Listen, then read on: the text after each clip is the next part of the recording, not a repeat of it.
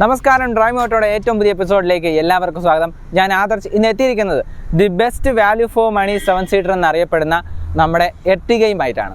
ഈ എർട്ടിഗയുടെ user review ആണ് ഞാൻ ഇന്ന് കൊണ്ടുവന്നിരിക്കുന്നത്. അപ്പോൾ നമുക്ക് വലിച്ചു വിട്ടൊന്നുമില്ലാതെ വീഡിയോയിലേക്ക് കിടക്കാം. നമുക്ക് ഇനി ഒരു വാഹനം റിവ്യൂ ചെയ്യാൻ തന്നിരിക്കുന്നത് ശ്രീശാന്ത് ആണ്. അപ്പോൾ ശ്രീശാന്ത്, ഡ്രൈവ് ഓട്ടോയിലേക്ക് സ്വാഗതം. Hello, hi. ഇതിന് മുമ്പ് ഉപയോഗിച്ചിരുന്ന വാഹനം ഏതായിരുന്നു? വാഗണർ ആയിരുന്നു. തൊട്ട് മുന്നേ, അതായത് 2011 മോഡലായിരുന്നു ഞാൻ യൂസ് ചെയ്തുകൊണ്ടിരുന്നത്. ഇപ്പം ഈ ഒരു എർട്ടിഗ എന്ന് പറയുന്നത് ZXi മോഡലാണ്. അപ്പോൾ ഈ ഒരു വണ്ടി എടുത്തപ്പോൾ ഉള്ള പ്രൈസ് എത്രയായിരുന്നു? ഒരു 12.13 ആണ് ഇതിൻ്റെ ഓൺ റോഡ് പ്രൈസ്. എനിക്ക് ഷോറൂമിൽ നിന്ന് ഇറക്കി വണ്ടി കിട്ടുമ്പോൾ ഒരു 12.13 ആണ് എനിക്ക് ഇതുവരെ ചിലവായത്. 12.13. അപ്പോൾ അതിനല്ലാതെ ഇതിൽ എന്തെങ്കിലും അഡീഷൻസും കൂടെ ചെയ്തിട്ടുണ്ടായിരുന്നു? ഓൾറെഡി നമ്മൾ വണ്ടി കിട്ടുമ്പോൾ തന്നെ അതിനകത്ത് ഫുൾ പാക്ഡ് ആയിരുന്നു. നമുക്ക് വേറെ എക്സ്ട്രാ ചെയ്യേണ്ടി വന്നത്, എനിക്ക് ആകെ ചെയ്യേണ്ടി വന്നത് ഇതിൻ്റെ സീറ്റ് കവേഴ്സാണ്. കാരണം വെച്ചാൽ ഒരു പീച്ച് കളറായിരുന്നു. എനിക്ക് അത്രയും വൈറ്റ് പോകാൻ താല്പര്യമില്ലാത്തത് കൊണ്ട് ഞാൻ കുറച്ചൊന്ന് ഡാർക്ക് ആക്കാമെന്ന് വെച്ചു. കാരണം വെച്ചാൽ ZXiക്ക് വരുന്നത് നിങ്ങൾക്ക് എല്ലാവർക്കും അറിയാം, ഒരു കുറച്ചുകൂടെ പ്രീമിയം ലുക്ക് തോന്നാൻ വേണ്ടിയിട്ട് മാരുതി ഒരു കുറച്ചുകൂടെ എന്താ പറയുക പീച്ച് കളറിലേക്ക് മാറ്റിയിട്ടുണ്ട്. അപ്പോൾ എനിക്ക് പേഴ്സണലി കുറച്ചുകൂടെ ഇഷ്ടം ബ്ലാക്ക് ആണ്. അങ്ങനെ ഒരു ഫുൾ ബ്ലാക്ക് ആക്കാനും പറ്റത്തില്ല. കാരണം വെച്ചാൽ ഇതിന്റെ സൈഡിലൊക്കെ വരുന്നത് മാച്ച് ആവില്ല. അപ്പൊ അതുകൊണ്ട് ഞാൻ അതുമായിട്ട് മാച്ച് ആവുന്ന രീതിയിലുള്ള ഒരു സീറ്റ് കവറാണ് ആഡ് ചെയ്തത്. പിന്നെ അതുപോലെ ആകെ ചെയ്യേണ്ടി വന്ന ഒരു ക്യാമറ. ഈ ക്യാമറ കൂടെ ഫിറ്റ് ചെയ്ത് വെച്ചിട്ടാണ് നമ്മൾ ഓൺ റോഡ് പ്രൈസ് 12.13. അതെ. ഓക്കെ, ക്യാമറയുടെ റേറ്റ് വരുമ്പോൾ ഏകദേശം 5,000 ആ ഒരു റേഞ്ച് വരും. ഓക്കെ. അപ്പം അടുത്തത് ഇപ്പം മുമ്പ് ഉപയോഗിച്ചിരുന്നത് വാഗണറാണ്. എന്തുകൊണ്ട് എർട്ടിഗയിലേക്ക് വന്നു? മെയിൻ വീട്ടിൽ അംഗസംഖ്യ കൂടി എന്നുള്ളത് തന്നെയാണ്. അപ്പോൾ എനിക്ക് എന്തായാലും മസ്റ്റായിട്ടും വാഗണറിൽ പോകാൻ പറ്റാത്തൊരു സിറ്റുവേഷൻ വന്നു. ഇപ്പം നമ്മൾ എല്ലാവരും കൂടി ഒരുമിച്ച് പുറത്തേക്ക് പോകുമ്പോൾ നമുക്ക് ഒരു 6 പേരാണെങ്കിൽ കൂടി വാഗണറിൽ ടൈറ്റാണ്, അത് നടക്കില്ല. അപ്പോൾ അതുകൊണ്ടാണ് ഇതിലേക്ക് വന്നത്. പിന്നെ എന്തുകൊണ്ട് എർട്ടിഗ എന്ന് ചോദിച്ചാൽ വാല്യൂ ഫോർ മണി, നേരത്തെ പറഞ്ഞ. ഞാൻ അത് വേറൊരു ഉദ്ദേശത്തിനൂടെയാണ് ചോദിച്ചത്. കാരണം ഇപ്പോൾ കിയ കാരൻസ് ഉണ്ട്, അതേപോലെ തന്നെ XL6 ഉണ്ട്. അപ്പോൾ ഇത് രണ്ടുമാണല്ലോ ഇതിൻ്റെ കൂടെ മെയിനായിട്ട് നിൽക്കുന്നത്. അപ്പോൾ അതിൽ നിന്നും മെയിനായിട്ട് വാല്യൂ ഫോർ മണി എന്നുള്ളൊരു ഉദ്ദേശത്തിൽ തന്നെയാണ് എർട്ടിഗയിലേക്ക് വന്നത്, അല്ലേ? അതെ.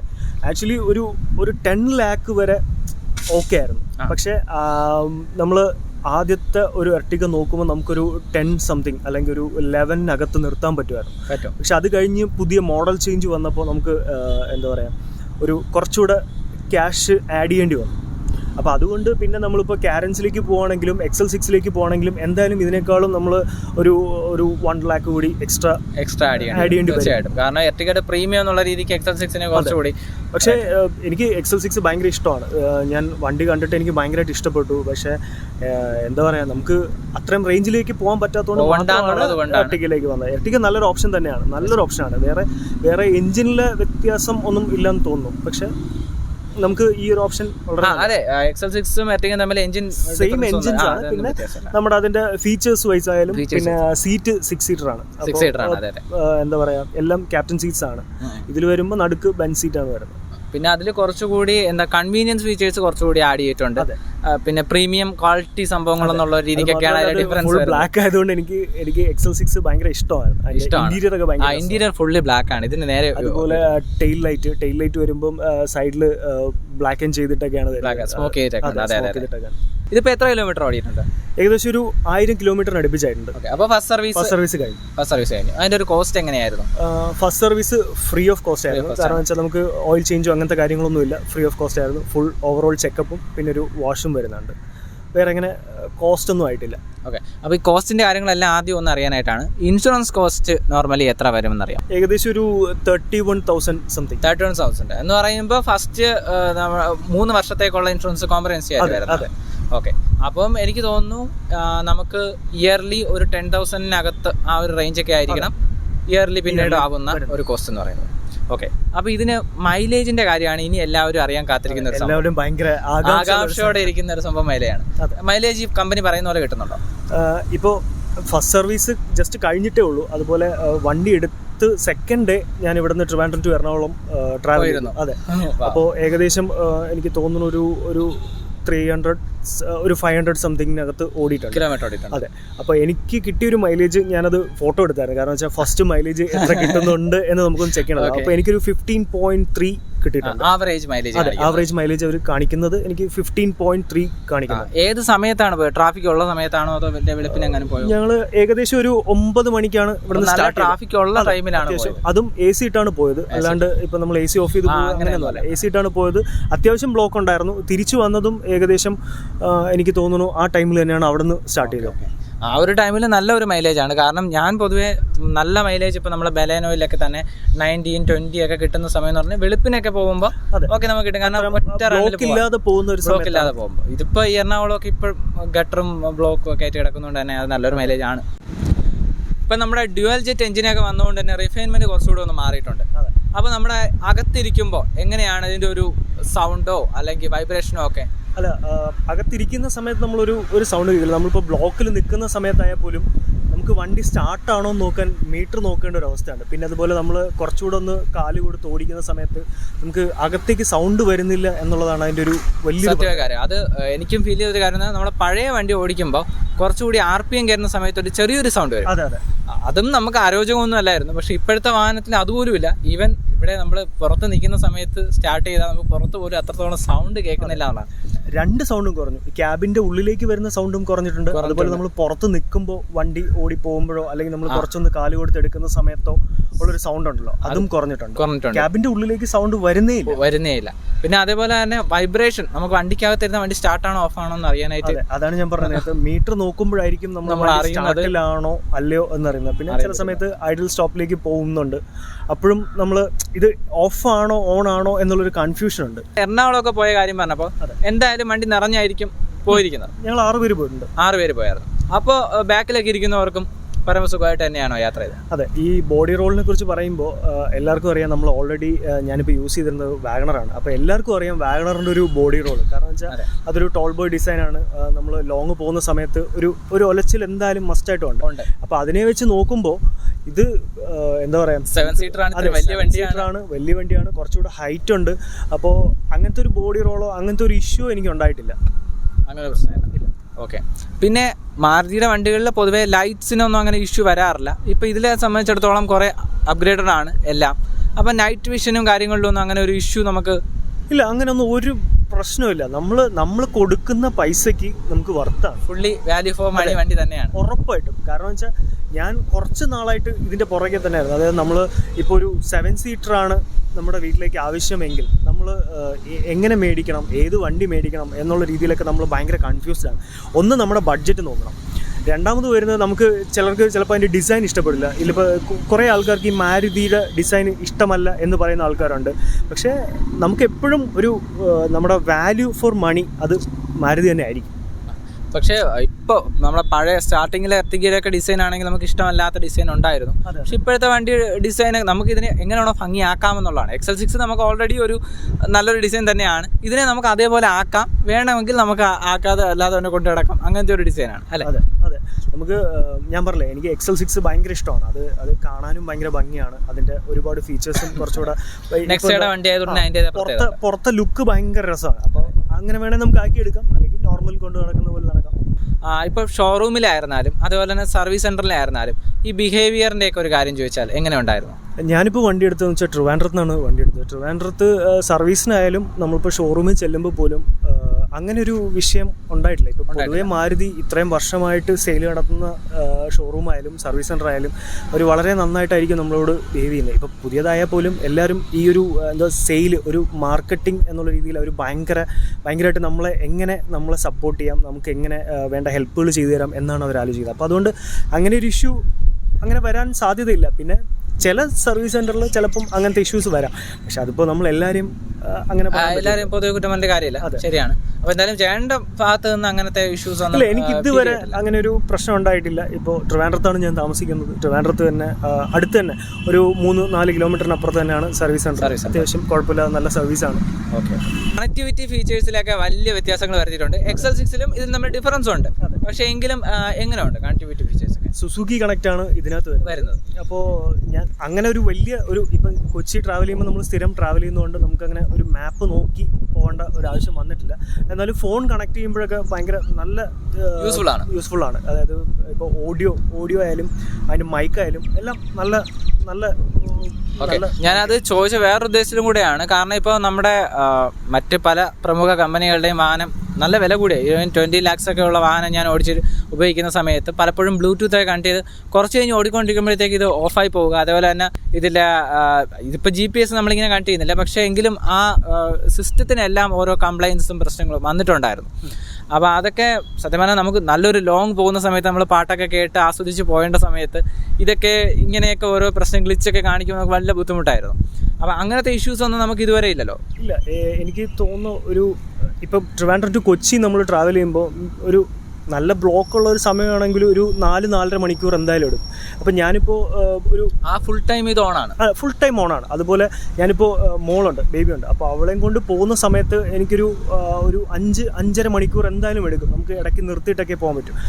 അപ്പോൾ ഉള്ളൊരു ഇതെന്ന് വെച്ചാൽ എനിക്ക് അങ്ങനെ ഒരു ഇഷ്യൂ വന്നിട്ടില്ല. ഒരു കണക്ടിവിറ്റി ഇഷ്യൂ, കട്ടാവുന്ന ഒരു ഇഷ്യൂ, ഫോൺ കണക്ട് ചെയ്തിരിക്കും. കാരണം വെച്ചാൽ നമ്മൾ ഡ്രൈവ് ചെയ്യുന്ന സമയത്ത് അത്യാവശ്യം ഫോൺ നോക്കുന്ന പരിപാടി എനിക്കില്ല. കാരണം ഒരുപാട് പ്രശ്നങ്ങളൊക്കെ വരുന്നതുകൊണ്ട് അങ്ങനെ ഒരു സോങ് ഒക്കെ ഇട്ട് പ്ലേ ചെയ്ത് പോകുന്ന പാട്ടൊക്കെ കേട്ട് പോകുന്ന ഒരു സംഭവം. അപ്പോൾ ഇന്ന് വരെ അങ്ങനെ ഒരു കട്ടാവുന്ന ഒരു സംഭവം അങ്ങനെയൊന്നും ഉണ്ടായിട്ടില്ല. ഒരു 5-5.5 മണിക്കൂർ കണ്ടിന്യൂസ് നമ്മൾ പോകുന്ന സമയത്തും പാട്ടൊക്കെ ഇട്ട് തന്നെയാണ് പോകുന്നത്. വേറെ പ്രശ്നങ്ങളൊന്നുമില്ല, അങ്ങനത്തെ പ്രശ്നങ്ങളൊന്നുമില്ല. ഓക്കെ, ഇനി ഈ വണ്ടിയിൽ എന്തെങ്കിലും അപ്ഗ്രേഡേഷൻ വേണമായിരുന്നു എന്ന് തോന്നിയിട്ടുണ്ടോ? ഈ ഒരു പ്രൈസിന് ഓക്കെ, വാല്യൂ ഫോർ മണിയാണ്, അത് തീർച്ചയായിട്ടും ആണ്. പക്ഷെ എങ്കിലും കുറച്ചുകൂടി എന്തെങ്കിലും ഒരു കാര്യം കൂടെ ആഡ് ചെയ്യാമായിരുന്നു എന്ന്, അങ്ങനെ എന്തെങ്കിലും ഒരു ചിന്ത അതിൽ എനിക്ക് തോന്നിയ, ഞാൻ നേരത്തെ പറഞ്ഞല്ലോ, എനിക്ക് ബ്ലാക്ക് കളറിനോട് ഭയങ്കര ഇഷ്ടമാണ്.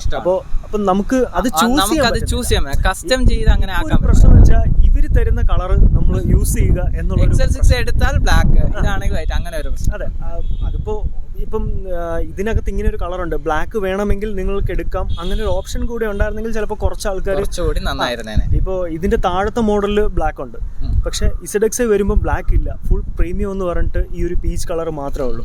അപ്പോൾ അതുകൊണ്ട് അങ്ങനെ ഒരു ചെറിയൊരു ഇത് എനിക്ക് തോന്നിയിട്ടുണ്ട്. വേറെ നേരത്തെ പറഞ്ഞ പോലെ എന്തായാലും നമ്മൾ കൊടുക്കുന്ന പൈസയ്ക്ക് നമുക്ക് വർത്താണ്. പിന്നെ ഗ്രൗണ്ട് ക്ലിയറൻസ് ഇപ്പോൾ നമ്മുടെ റോഡിൽ വലിയൊരു ഇഷ്യൂ ആണ്.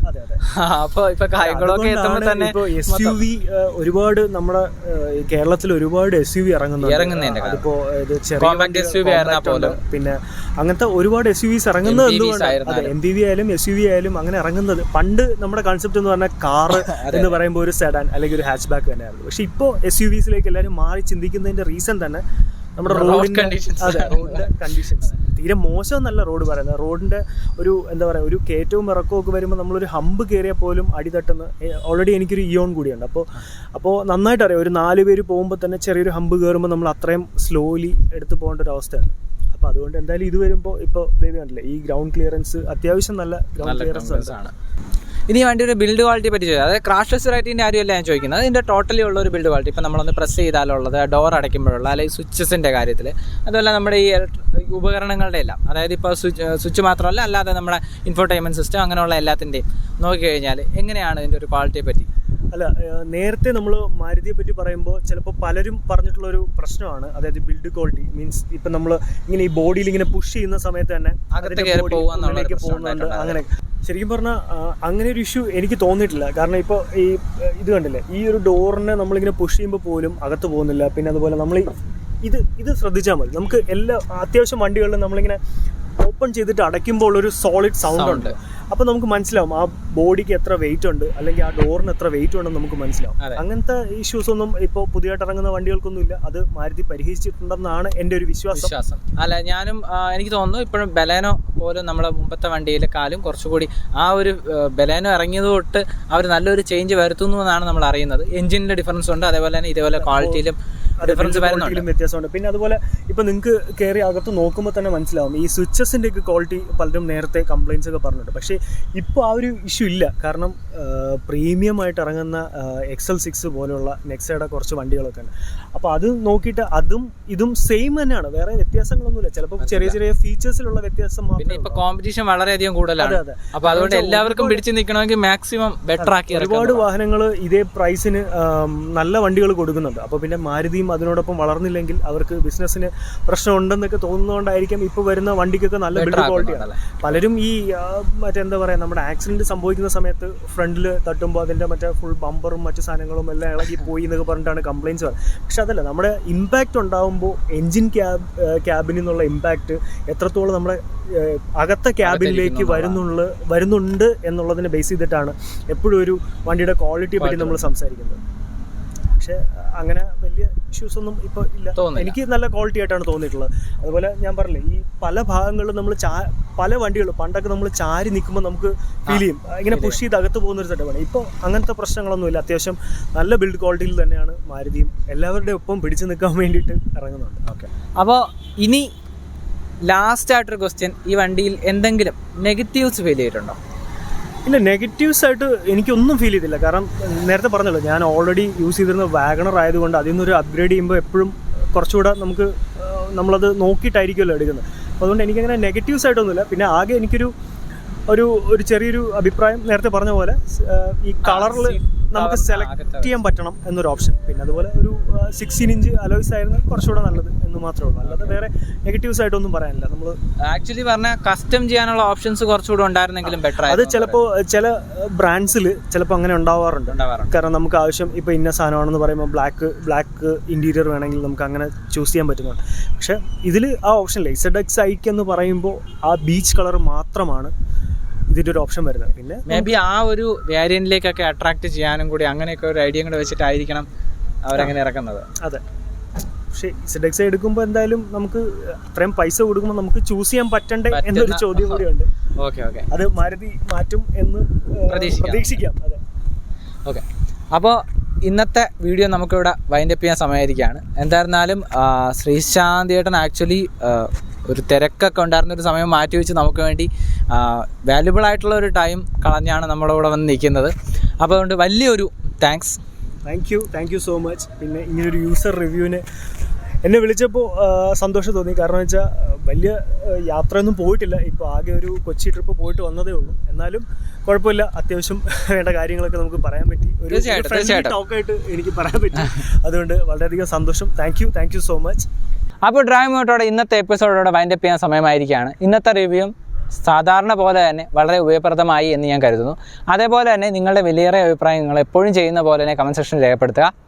അപ്പോൾ team Drive Moto signing off today. അടുത്ത വീഡിയോയിൽ കാണുന്നവരെ ബൈ.